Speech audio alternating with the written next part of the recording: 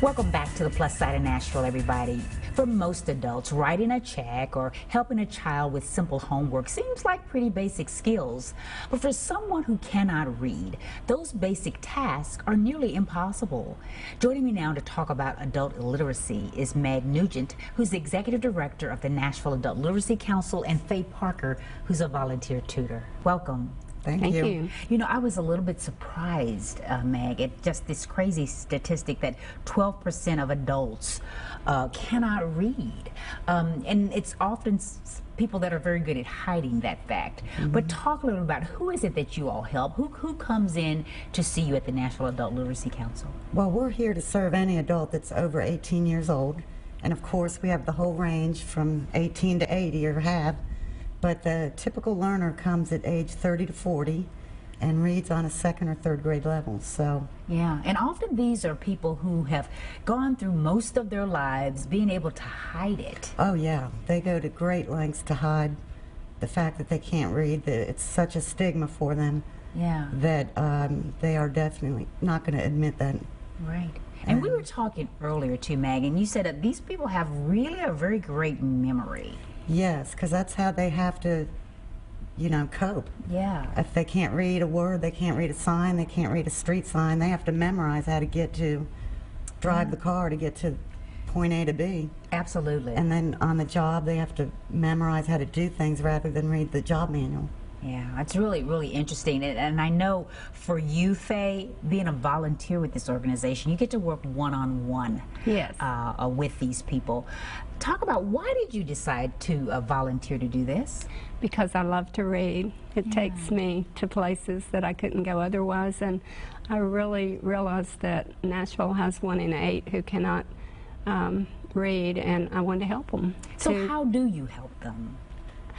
I'm given course manuals and the instructions, tutorials from Nashville Adult Literacy Council, and it's very easy. If you can read a recipe or read how to change the oil in your car, you can follow these instructions and help someone else learn how to read. So they do that, and I use those tools, and my learners they volunteer to be here. We don't go out and solicit them, so they want to learn to read. So do you find that they have finally decided, what is it that often brings them in? What was the turning point for them that often brings them in? Because if they've gone 30, 40 years without knowing how to read, why all of a sudden do they want to know? The main reasons people come is either to get a job promotion, or to help their kids with school.